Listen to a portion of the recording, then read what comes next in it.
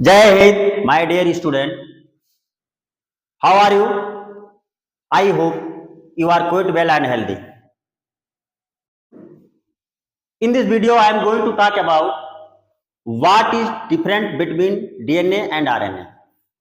RNA और DNA में क्या अंतर होता है, इसके बारे में हम लोग बात करेंगे. UP board, Bihar board, MP board class 10 and 12th के लिए वेरी शॉर्ट क्वेश्चंस में, 10th के लिए तो शॉर्ट क्वेश्चंस में आता है. ये बहुत फेवरेट क्वेश्चंस है कि डीएनए और आरएनए में आखिर डिफरेंस क्या होता है. मुझे पता है कि आपको ये चीजें आती हैं, बट मैं डीएनए और आरएनए को एक नए तरीके से पढ़ाने की कोशिश कर रहा हूं. आप समझने की कोशिश करिए कि एक्चुअली डीएनए और आरएनए है क्या चीज. उसके बेस पे, उसके जड़ पे जाते हैं. जब तक जानने की आप उसके जड़ नहीं जान पाओगे, जब तक आपको पढ़ने का कोई मीनिंग नहीं है. मैं इस चीज को आप लोगों को बहुत बारीकी से, बहुत अच्छे से पढ़ाने की कोशिश करूंगा. आप लोग समझिए. पहले नंबर, फर्स्ट ऑफ ऑल हम लोग बात करते हैं कि डीएनए और आरएनए का फुल फॉर्म क्या होता है. बड़ा सिंपल सा इसका फुल फॉर्म होता है. डीएनए का फुल फॉर्म होता है, डीऑक्सी राइबोन्यूक्लिक एसिड. अब डीऑक्सी राइबोन्यूक्लिक यानी डीऑक्सी का मतलब क्या होता है, अभी आपको समझाया जाएगा. इसको अच्छे से समझाया जाएगा, डोंट वरी. राइबोन्यूक्लिक एसिड क्या होता है, इसके बारे में भी बताया जाएगा. कब आप इसको राइबोन्यूक्लिक एसिड कहोगे, कब इसको आप डीऑक्सी राइबोन्यूक्लिक एसिड कहोगे, ये चीजें आपको बताई जाएगी. आप डीऑक्सी कब कह सकते हो या राइबोन्यूक्लिक एसिड कब कह सकते हो, इसके बारे में थोड़ा इसका कंसेप्ट समझते हैं. अगर सेकंड पोजीशन पे, सेकंड प्राइम कार्बन पे अगर हाइड्रोक्सिल ग्रुप अटैच्ड है, आई रिपीट, सेकंड कार्बन पे अगर हाइड्रोक्सिल ग्रुप अटैच्ड है, हाइड्रोक्सिल ग्रुप, तब आप इसको बोलेंगे ये राइबोज शुगर है. क्या बोलेंगे? राइबोज शुगर है. बट अगर सेकंड कार्बन पे, सेकंड प्राइम कार्बन पे हाइड्रोक्सिल ग्रुप रिप्लेस हो जाता है हाइड्रोजन से. किससे? हाइड्रोजन से. अर्थात कहने का मतलब क्या है, ऑक्सीजन रिमूव हो जाता है. तो आपको ये बताया जा रहा था, तो जब कि अगर हाइड्रोक्सिल ग्रुप अगर सेकंड पोजीशन पे प्रेजेंट है तो आप उसे राइबोज शुगर कहेंगे. अगर हाइड्रोजन एटम्स वहां पे प्रेजेंट है, हाइड्रोक्सिल ग्रुप नहीं है वहां पे, तो उसे आप डीऑक्सी राइबोज शुगर कहेंगे. अर्थात हाइड्रोजन रहेगा तो ऑक्सीजन रिमूव हो जाएगा. ऑक्सीजन अगर यहाँ पे नहीं है तो उसे डीऑक्सी राइबोज कहेंगे. डी मीन्स होता है एब्सेंट. यहाँ पे आप ध्यान देंगे, डी का मतलब एब्सेंट होता है. अब पढ़ते हैं कि एक्चुअली ये किसका फिगर है. ये जो स्ट्रक्चर्स आपको मॉलिक्यूलर स्ट्रक्चर्स दिखाई दे रहा है, ये है किसका? तो ये एक्चुअली राइबोज का है. ये एक राइबोज शुगर का है. अब राइबोज शुगर क्या होता है? राइबोज शुगर एक कार्बोहाइड्रेट है, और कार्बोहाइड्रेट 3 प्रकार के होते हैं: मोनोसेक्राइड्स, ओलिगोसेक्राइड्स एंड पॉलीसेक्राइड्स. जिनमें से जो राइबोज शुगर है वो एक मोनोसेक्राइड्स है. और monosaccharides on the basis of carbon कई प्रकार के होते हैं. जैसे सपोज दैट अगर 3 कार्बन प्रेजेंट है मोनोसेक्राइड्स में, किसी भी मोनोसेक्राइड्स में, तो उसे ट्रायोज बोला जाएगा. अगर 4 है तो उसे टेट्रोज बोला जाएगा. अगर 5 है तो उसे पेंटोज शुगर बोला जाएगा. क्या बोला जाएगा? Pentose sugar. तो जो राइबोज है ये पेंटोज शुगर ही है. और पेंटोज शुगर में दूसरी बात, पेंटोज शुगर के साथ साथ में ये एल्डिहाइड ग्रुप है. एल्डिहाइड, अब इसका मतलब क्या होता है सर जी? एल्डिहाइड का मतलब होता है कि कार्बन, इसका जो स्ट्रक्चर्स होता है, कार्बन, हाइड्रोजन यहां पे होगा और इधर आर चेन होगा. इस आर के जगह पे हाइड्रोजन भी हो सकता है. यानी जब कार्बन के साथ में हाइड्रोजन एटम जुड़ा हो डबल बॉन्ड से, डबल बॉन्ड के साथ में ऑक्सीजन हो और उसके साथ में कार्बन से क्या अटैच्ड हो, हाइड्रोजन भी अटैच्ड हो, या इधर इस साइड में हाइड्रोजन भी हो सकता है या अदर मॉलिक्यूल्स हो सकते हैं, तो इसे आप बोलोगे एल्डिहाइड ग्रुप। और पांचवें का यानी पेंटोज शुगर ही होता है, एक और होता है जिसको राइबोलोज इसको बोलते हैं, राइबोलोज कीटोन, ये भी एक पेंटोज शुगर ही होता है, बट इसमें राइबोलोज में कीटोन ग्रुप पाया जाता है। कौन से ग्रुप पाए जाएंगे? कीटोन ग्रुप पाए जाएंगे।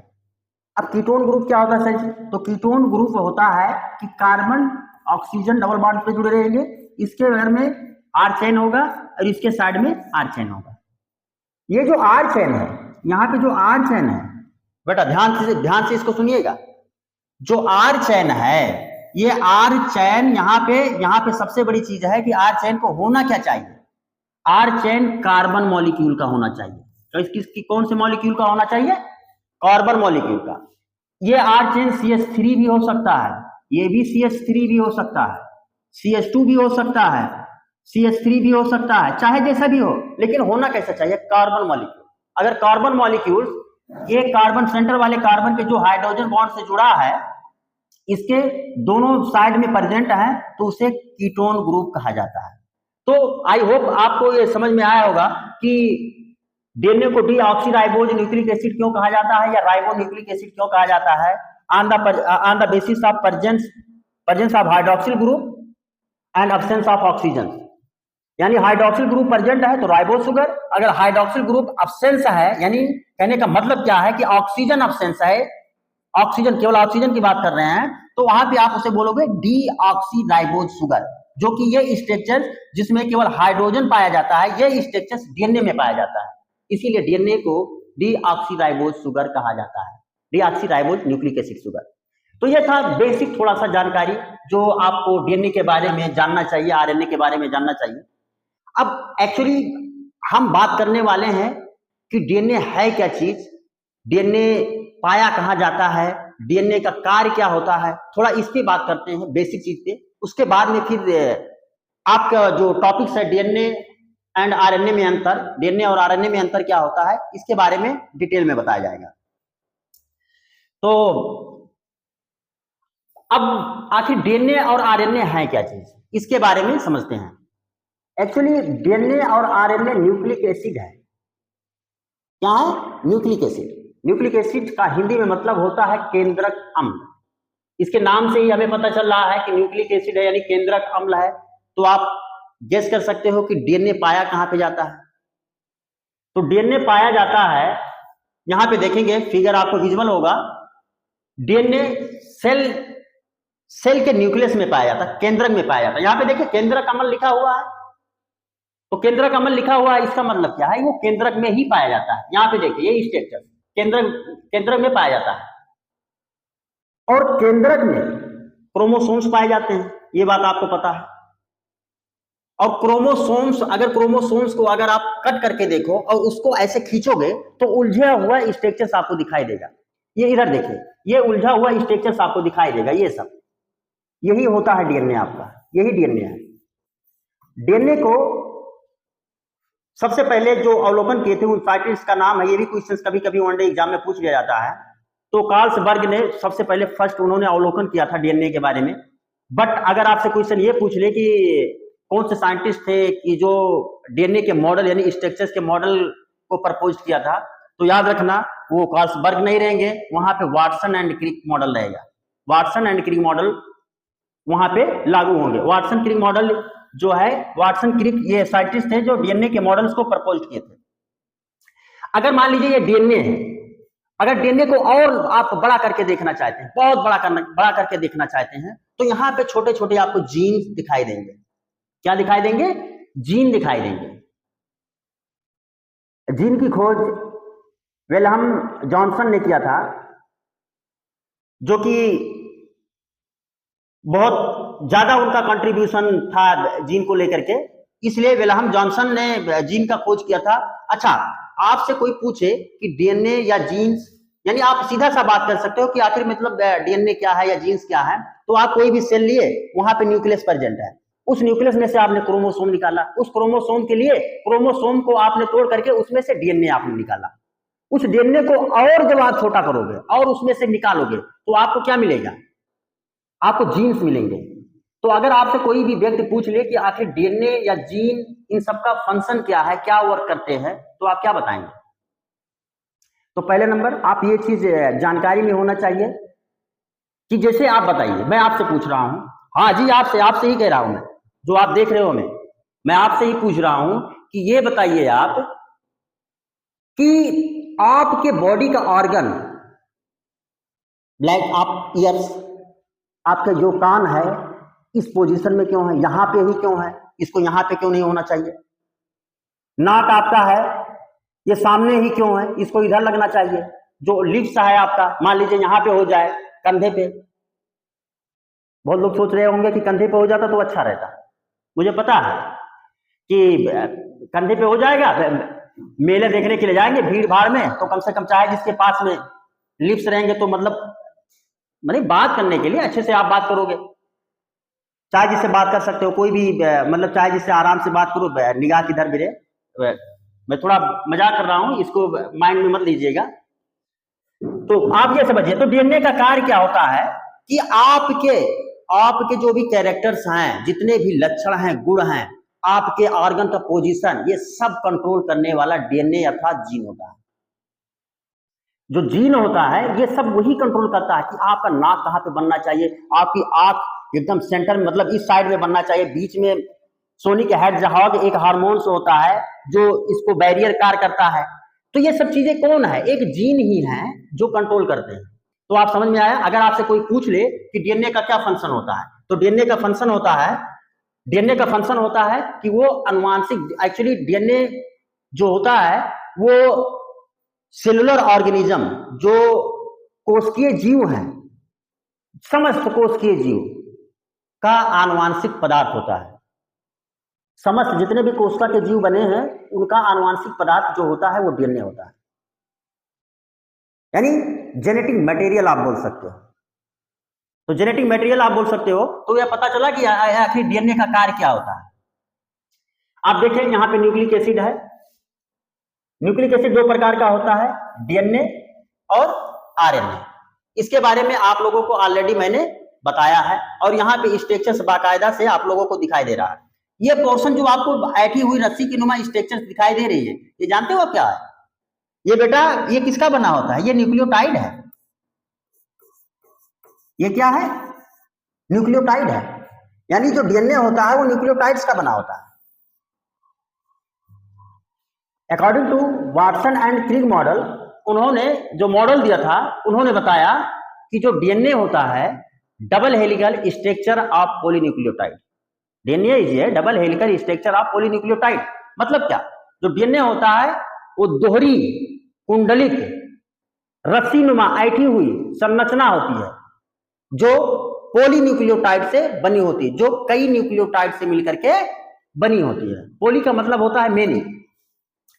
तो इसके बारे में बात करते हैं। तो न्यूक्लिक एसिड जो होता है वो दो टाइप्स का होता है, एक डीएनए होता है और एक आरएनए होता है। डीएनए आरएनए, डीएनए जो ये भी एक जेनेटिक मटेरियल की तरह काम करता है, आनुवांशिक पदार्थ की तरह काम करता है। जेनेटिक मटेरियल की तरह काम करता है। और जेनेटिक मटेरियल किसमें काम करता है? सेलुलर ऑर्गेनिज्म में। सेलुलर ऑर्गेनिज्म यानी कोशिकीय जीव। जो कोशिकीय जीव हैं, कोशिकीय जीव, उनमें जो आनुवांशिक पदार्थ के रूप में कार्य करता है वो डीएनए होता है। आरएनए जो होता है, आरएनए का जो फंक्शन है ये एक्चुअली प्रोटीन सिंथेसिस करना है। बट जो नॉन सेलुलर ऑर्गेनिज्म होते हैं, नॉन सेलुलर ऑर्गेनिज्म यानी अकोशिकीय जीव,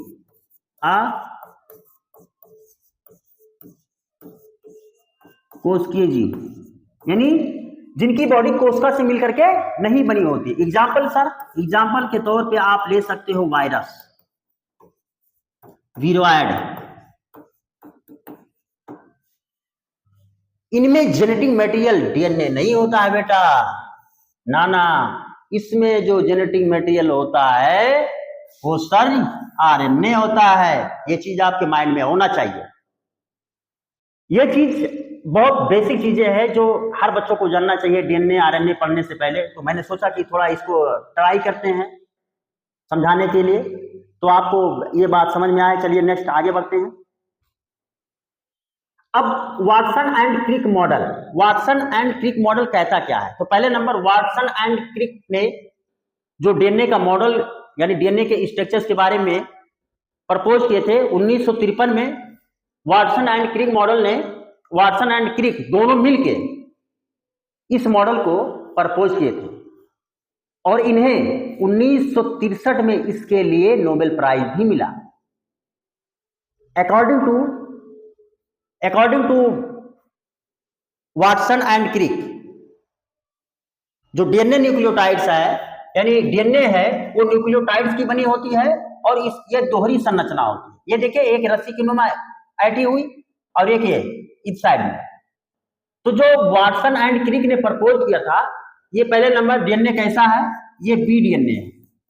B DNA Watson and Crick ने जो डीएनए प्रपोज किया था वो बी डीएनए था। अब बी डीएनए क्या होता है, ये डीएनए क्या होता है, सी डीएनए क्या होता है, जेड डीएनए क्या होता है, ये बात की बात है, ये बाद में, लेकिन बस इतना आप माइंड में रखना है कि ये बी डीएनए था। ये राइट हैंडेड डीएनए था, राइट हैंडेड।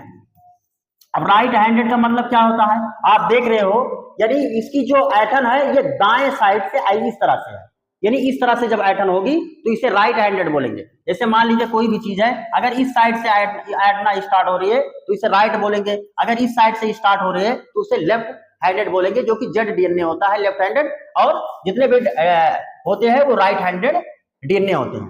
तो वाटसन ने एंड क्रिक ने बी डीएनए को प्रपोज किया था 1953 में। उसके बाद में फिर अब देखते हैं इसके बारे में क्या है, पूरा इसके बारे में लिखा हुआ है, आप देखेंगे।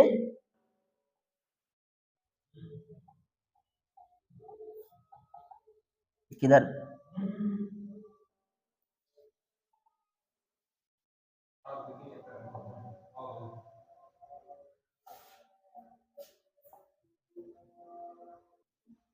चलिए, तो वाटसन एंड क्रिक मॉडल समझ रहे थे हम लोग, तो इसके बारे में कुछ पॉइंट्स हैं, बेसिक पॉइंट्स हैं, इसको आप पहले लिख लीजिए। ये जो वाटसन एंड क्रिक थे ये 1953 में इन्होंने अपने इस मॉडल को प्रपोज किया था, जो कि एक बी डीएनए थी और राइट हैंडेड थी। ये आपके माइंड में होना चाहिए बेटा, ये चीज आप याद रखें। 1953 में इन्होंने इस मॉडल को प्रपोज किया और 1963 में इन्हें इसके लिए नोबेल प्राइज भी मिला। अब फिर बात करते हैं कि इनके अकॉर्डिंग, जो वाटसन एंड क्रिक मॉडल के अकॉर्डिंग डीएनए आखिर है क्या चीज? तो इनके according DNA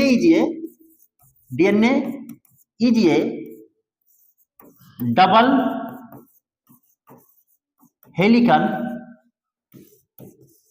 structure of polynucleotides, यानी डीएनए जो है वो डबल हेलिकल यानी दोहरी कुंडलित संरचना है जो कि पॉलीन्यूक्लियोटाइड्स की बनी होती है। आप देख सकते हैं इसके एक सिरे में आप देखते हैं कि इसके एंटागोनिस्ट जो होते हैं 3 प्राइम 5 प्राइम लिखा होता है। मान लीजिए आप इस साइड में 5 प्राइम लिखे तो इस साइड में आप 3 प्राइम लिखेंगे, इस तरह से। अच्छा, 5 प्राइम और 3 प्राइम क्यों लिखा जाता है? 5 प्राइम 3 प्राइम इसलिए लिखा जाता है कि 5 कार्बन पे फास्फेट ग्रुप जुड़ा रहता है। कौन से ग्रुप जुड़े रहते हैं? फास्फेट ग्रुप, इसीलिए इसे 5 प्राइम कहा जाता है। और 3 कार्बन पे हाइड्रोक्सिल ग्रुप होते हैं, इसीलिए इसे 3 प्राइम कहा जाता है, जो कि दोनों फ्री होते हैं, दोनों इंड फ्री होते हैं डीएनए के, इसके बेसिस पे किया जाता है ये चीज। अच्छा, आपको दिखाई दे रहा होगा कि एक हेलिकल की स्ट्रक्चर, मतलब एक हेलिकल टर्न में, मतलब एक हेलिकल टर्न की जो लंबाई है वो कितनी है? आप देखते होंगे 34 एंगस्ट्रॉन। एक पिच की 1 हेलिकल से लेकर के जितनी भी उसकी लेंथ है वो कितनी है? 34 एंगस्ट्रॉन। इसकी डायमीटर अगर आप देखा जाए, अगर इसकी डीएनए की डायमीटर देखा जाए बी डीएनए की, तो इसकी 20 एंगस्ट्रॉन होती है। अगर एक न्यूक्लियोटाइड्स के, यानी एक न्यूक्लियोटाइड्स की, मान लीजिए न्यूक्लियोटाइड्स यहाँ पे एडेनिन है, यहाँ पे साइटोसिन है, सपोज दैट, तो इसके बीच की जो दूरी होगी वो 3.4 होगी, 3.4 एंगस्ट्रॉन होती है। तो ये सब चीजें आपको पता होना चाहिए। अब ये बहुत सिंपल सी चीजें हैं, इसके बारे में बताने की ज्यादा जरूरत है नहीं, जो कि आपको पूरा डिटेल में मैं पीडीएफ के फॉर्म में लिखा हुआ हूं, आगे आप लोगों को जो जरूरत होगा वो आप वहां से लीजिएगा। चलते हैं, अब बात करते हैं कि डीएनए अच्छा न्यूक्लियोटाइड का बना होता है, तो न्यूक्लियोटाइड एक्चुअली है क्या चीज, इसके बारे में समझते हैं। न्यूक्लियोटाइड दो कंपोजिशंस होते हैं, दो चीजों से मिलकर के न्यूक्लियोटाइड्स बनता है। एक होता है न्यूक्लियोसाइड्स और एक होता है फास्फेट। यहाँ पे क्वेश्चन पूछा जाता है, कई बार वनडे एग्जाम में पूछा गया है कि डीएनए में कौन से एलिमेंट्स पाए जाते हैं। बहुत से बच्चे फट से दिमाग लगाते हैं, नाइट्रोजनस बेस, नाइट्रोजन मार देते हैं, जो कि बहुत ब्लंडर है, बहुत बड़ा ब्लंडर है, इतना गलत चीज कोई नहीं हो सकता है। फास्फेट एलिमेंट पाया जाता है बेटा, आपके माइंड में होना चाहिए फास्फेट एलिमेंट। ये क्षार है, नाइट्रोजनस बेस एक क्षार है, ना कि एलिमेंट्स है, इस चीज को आपको माइंड में रखना है। तो न्यूक्लियोटाइड्स, न्यूक्लियोसाइड्स और फास्फेट एलिमेंट से बना होता है। न्यूक्लियोसाइड्स भी दो प्रकार का होता है। शुगर, अब शुगर आपको ऑलरेडी मैंने बताया है, राइबोज और डीऑक्सीराइबोज, वहां पे आप पहले उसको देख लीजिएगा। नाइट्रोजनस बेस भी दो प्रकार का होता है। कितने प्रकार का होता है? नाइट्रोजनस बेस भी दो प्रकार का होता है, प्यूरीन एंड पायरिमिडीन। प्यूरीन में कौन कौन से नाइट्रोजनस बेस आते हैं? तो एडेनिन हो गया आपका, ग्वानिन हो गया आपका, ये प्यूरीन में आते हैं। ये 9 रिंग मेंबर्स होते हैं, 9 मेंबर रिंग्स होते हैं। पायरिमिडीन, थायमिन हो गया, यूरेसिल हो गया, साइटोसिन्स हो गए, ये दोनों, ये सभी आपस में, प्यूरीन और पायरिमिडीन, ये आपस में हाइड्रोजन बांड के थ्रू जुड़े होते हैं। किसके थ्रू जुड़े होते हैं? हाइड्रोजन बांड के थ्रू जुड़े होते हैं। एडेनिन और थायमिन, एडेनिन और थायमिन के बीच में डबल बांड पाया जाता है। ग्वानिन और साइटोसिन के बीच में ट्रिपल बांड पाया जाता है। अगर सपोज दैट एडेनिन और थायमिन है, ग्वानिन और साइटोसिन है, इस तरह से अगर इनकी पेयरिंग हुई है तो आप इसे कह देना ये डीएनए है, क्योंकि ये डीएनए में पाए जाते हैं। अगर मान लीजिए सपोज दैट एडेनिन है और उसके साथ साथ में यूरेसिल आ गया, थायमिन यहां से रिमूव हो गया, यूरेसिल उसे रिमूव कर दिया, और ग्वानिन के साथ में साइटोसिन है, तो आप इस स्ट्रक्चर्स को बोल देना, इस तरह से अगर आपको दिखाई दे रहा है तो इस स्ट्रक्चर्स को बोल देना कि ये आरएनए है। एडेनिन थायमिन या एडेनिन यूरेसिल के बीच में डबल बॉन्ड पाया जाता है, ग्वानिन और साइटोसिन के बीच में ट्रिपल बॉन्ड पाया जाता है। आप अगर मान लीजिए डीएनए से आरएनए बनाना चाहते हैं तो यूरेसिल की जगह पे, सॉरी थायमिन की जगह पे आप यूरेसिल केवल चेंज करेंगे, यूरेसिल वहां पे लगा देंगे, आपका आरएनए बनके तैयार हो गया। तो इस चीज को आपको माइंड में रखना है, this is very important thing, जो आपको बेनिफिट करेगा, बेनिफिशियल रहेगा आपके लिए। चलते हैं नेक्स्ट देखते हैं। अच्छा, आरएनए क्या होता है? आरएनए मैंने आपको बताया कि ये राइबोज शुगर है। आरएनए भी एक प्रकार का क्या है? पेंटोज शुगर होता है। देखिए पूरा लिखा हुआ है, मैंने इसको लिख करके ऑलरेडी रखा हुआ है। इसमें राइबोज शुगर पाया जाता है, यह सिंगल स्ट्रैंड का होता है। सिंगल स्ट्रैंड का मतलब आप देखिए, जैसे डीएनए क्या था, डीएनए डबल स्ट्रैंड का था, इस तरह से उसकी स्ट्रक्चर्स थी, लेकिन बट जो आरएनए है आप देख रहे हैं कि केवल एक ही तरह से इसमें सिंगल स्ट्रैंड पाया जाता है। यही चीज मैंने यहाँ पे लिखा कि यह सिंगल स्ट्रैंड का होता है, जो नॉन सेलुलर ऑर्गेनिज्म में, यानी आप उसकी जो कोशिका के बने नहीं है, नॉन सेलुलर ऑर्गेनिज्म में आरएनए जेनेटिक्स मटेरियल की तरह कार्य करता है, यानी आनुवंशिक पदार्थ की तरह कार्य करता है आरएनए। ये बात आपके समझ में आ रही बेटा? आई होप आप लोगों एंजॉय कर रहे हैं, और एंजॉय करिए, सब चीज समझ में आएगा। मैं एक एक चीज आप लोगों को इलोबरेट करके दे रहा हूं। इसमें थायमिन की जगह पर यूरेसिल पाया जाता है, किसमें? आरएनए में। और यही चीज मैंने आपसे बताया था कि डीएनए को अगर आरएनए में चेंज करना चाहते हो तो थायमिन को हटा करके वहां पे यूरेसिल लगा दीजिए। नेक्स्ट, अच्छा इसका कार्य क्या होता है? इसका कार्य होता है प्रोटीन का निर्माण करना। अब सर जी प्रोटीन क्या होता है? तो प्रोटीन एक्चुअली है क्या चीज? तो प्रोटीन है जो अमीनो एसिड के बहुलीकरण से बनता है, अमीनो एसिड के बहुलीकरण से बनता है। अब अमाइनो एसिड्स आप समझते ही होंगे, 20 अमाइनो एसिड्स होते हैं। कितने अमाइनो एसिड्स होते हैं?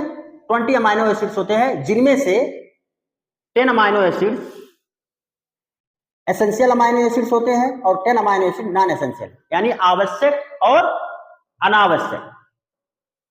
अनावश्यक अमाइनो एसिड्स हमारे शरीर में पाए जाते हैं,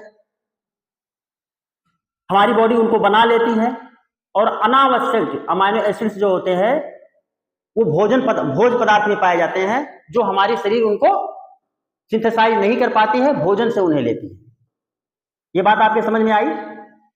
तो 20 प्रकार के अमाइनो एसिड्स, हालांकि 2000 के बाद में 2 प्रकार के और amino acid standard amino acid में जोड़ दिए गए हैं, जो है पायरोलाइसिन है एक, और ये 22 यानी 22nd अमाइनो एसिड्स है, और 21st अमाइनो एसिड्स है आपका सेलेनोसिस्टीन।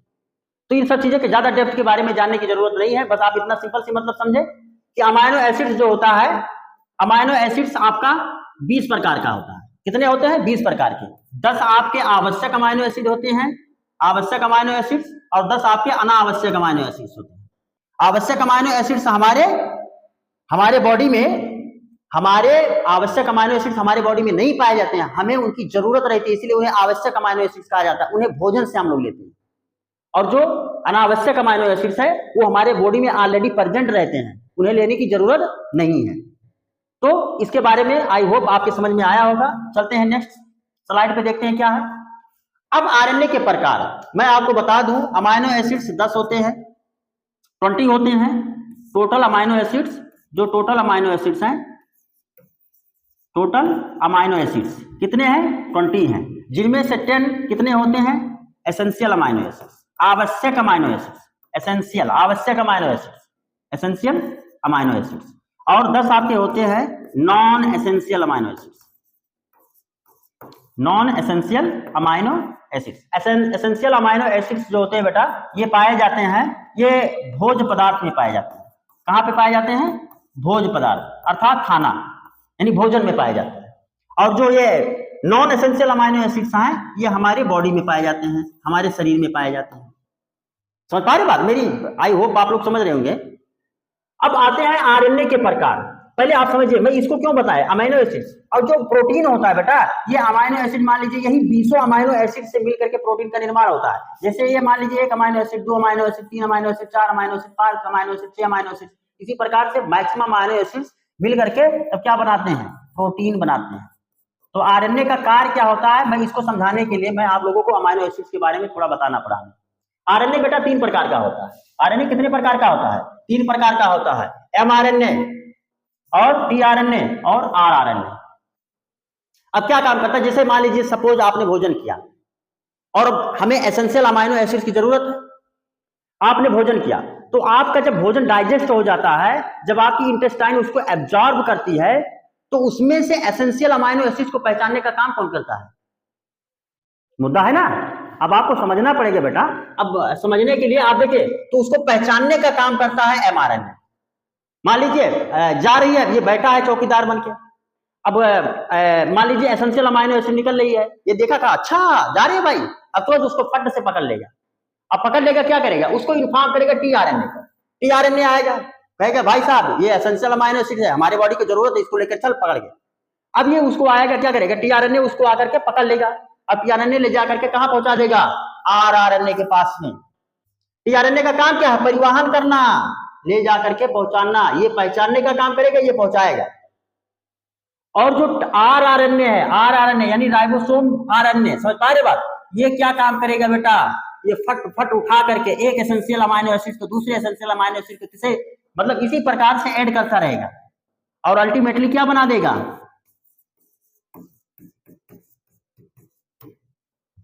अल्टीमेटली क्या बन जाएगा आपका? प्रोटीन बन जाएगा। समझ पा रहे मेरी बात? नहीं समझ पा रहे? समझना पड़ेगा।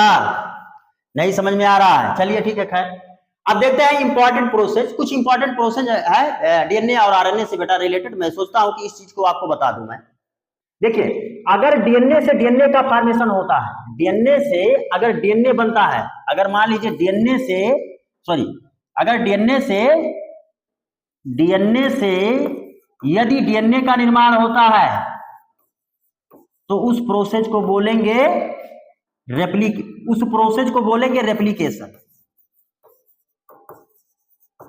उससे बेटा क्या बोला जाएगा? रेप्लिकेशन बोला जाएगा। यदि मान लीजिए डीएनए से आरएनए बनता है, क्या बनता है? आरएनए बनता है, तो इस प्रोसेस को बोलते हैं ट्रांसक्रिप्शन।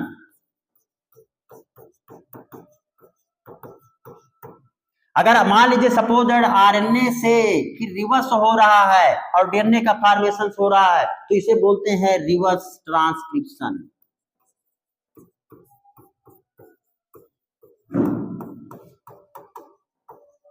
इसे बोलते हैं रिवर्स ट्रांसक्रिप्शन। अगर मान लीजिए आरएनए से सपोज दैट आरएनए से प्रोटीन का निर्माण होता है, तो इस प्रोसेस को बोलते हैं ट्रांसलेशन। जबकि पूरा आपको सामने रखा हुआ है, यहां पे देखिए डीएनए से डीएनए बनना है, तो इस प्रोसेस को बोलते हैं रेप्लिकेशन। अगर मान लीजिए डीएनए से आरएनए बनना है, तो इसे बोलते हैं ट्रांसक्रिप्शन। आरएनए से मान लीजिए अगर डीएनए बनना है, उल्टा हो रहा है, रिवर्स हो रहा ना, तो इसे रिवर्स ट्रांसक्रिप्शन बोलते हैं। आरएनए से डीएनए बनाया जा सकता है, डीएनए से आरएनए बनाया जा सकता है, ये रिवर्सिबल प्रोसेस होती है। और आरएनए से प्रोटीन बनने की प्रोसेस को ट्रांसलेशन कहते हैं, ये इरिवर्सिबल होती है। अगर एक बार यहाँ इस स्टेप में पहुंच गए आप, तो इधर आने के चांसेस नहीं है। ये चीज आपके माइंड में होना चाहिए बेटा। चलिए ठीक है, देखते हैं नेक्स्ट। अच्छा, अब मेन ये है आपका, मैं एक्चुअली इसको इसलिए बनाया कि क्लास 10 के बच्चे इसको अच्छे से समझें। आप देखिए यहाँ मैंने कितना अच्छा पॉइंट बनाया, कितना सुंदर पॉइंट लिखा है। आप इसको क्या करेंगे, स्क्रीनशॉट लेंगे या आप इसी को लिखेंगे और बोर्ड में आपको यही लिखना है। मैं जितना पीछे पढ़ाया हूं वो इंपॉर्टेंट नहीं है, वो मैं केवल समझाने के लिए कि किस तरह से डीएनए आरएनए पढ़ना चाहिए, मैं ये चाहता था उसको समझाने के लिए। बट बेटा आपको लिखना क्या है, आपको लिखना केवल यही है, डीएनए और आरएनए में अंतर क्या होता है। एक पॉइंट और यहाँ पे ऐड कर लीजिएगा कि जो डीएनए होता है बेटा, डीएनए जो होता है, एक पॉइंट और ऐड कर लो, थोड़ा सा याद आ गया, स्थिर होता है। एल्कलाइन सॉल्यूशन में डीएनए एल्कलाइन सॉल्यूशन जो होता है, सॉल्यूशन में ये स्टेबल होता है बेटा। स्टेबल का मतलब स्थिर होता है। और जो आरएनए होता है, आरएनए ये एल्कलाइन सॉल्यूशन में आप लिख लीजिएगा, यहाँ पे देखेंगे एल्कलाइन मैंने लिख दिया है, एल्कलाइन सॉल्यूशन में ये अनस्टेबल होता है, अस्थिर, यानी स्थिर नहीं होता है, इसका रूप चेंज होता रहता है। अच्छा, एल्कलाइन सॉल्यूशन क्या होता है सर? भाई क्वेश्चन है, थोड़ा यहाँ पे समझ लेते हैं। तो एल्कलाइन सॉल्यूशन बेटा याद रखना कि अगर आपका पीएच, किसी भी सॉल्यूशन का पीएच अगर आपका 7 से ऊपर है, तो उसे एल्कलाइन सॉल्यूशन बोलते हैं। तो इस चीज को अपने माइंड में रखिएगा। तो आज मैं यहीं पे अपनी टॉपिक्स को एंड करता हूं। और कुछ बच्चे ऐसे होते हैं जिनको लगता है कि वो अपने एग्जाम में उन्हें बड़ा मेहनत करना पड़ता है, बड़ा परिश्रम करना पड़ता है। तो मैं उनके लिए एक कंसेप्ट बताना चाहता हूं। आप इसको पहले ले लीजिए, स्क्रीनशॉट ले लीजिए, उसके बाद में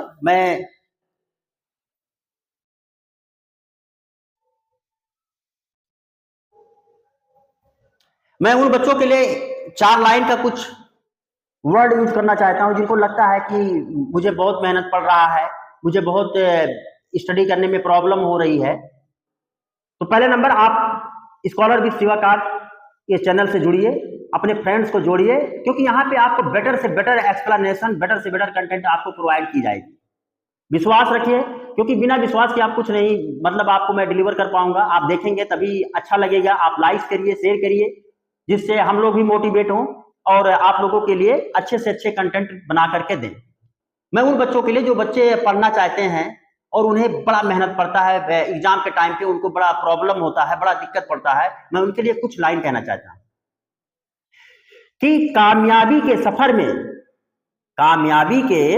सफर में धूप का बड़ा असर होता है, धूप का बड़ा रोल होता है, क्योंकि छांव आने पर बेटा कदम अपने आप रुक जाते हैं। ये बात समझ रहे हो? जितने ज्यादा आप तपोगे, जितने ज्यादा धूप में रहोगे, उतने आप चलते रहोगे, आप रुकोगे नहीं। और जैसे आपको शीतलता मिलेगी, आपका कदम ऑटोमेटिकली रुकने लगेगा।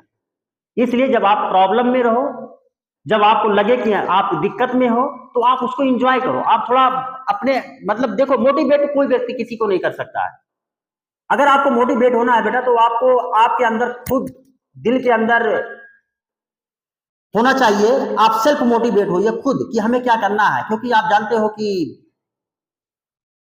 फ्यूचर कितना मुश्किल होने वाला है, जब तक शिक्षा बिना कुछ होने वाला नहीं है। इसलिए आप अच्छे से पढ़िए और एंजॉय करिए और हमारे सेशंस को लाइक करिए और जितने भी टीचर्स आते हैं वीडियो देखिए और बच्चों से ज्यादा इसको शेयर करेंगे। जितना शेयर करेंगे उतना आप लोगों के लिए भी फायदा है और हम लोगों के लिए फायदा है। फायदा आप लोगों के लिए इसलिए कि हम लोग अच्छे से अच्छा वीडियो बना करके आप लोगों को प्रोवाइड करेंगे और कंटेंट भी अच्छा से अच्छा देंगे। और लाइक करोगे तो फायदा हमारा इसलिए कि हम मोटिवेट होंगे, हमें प्रशंसा होगी, हमें अच्छा लगेगा।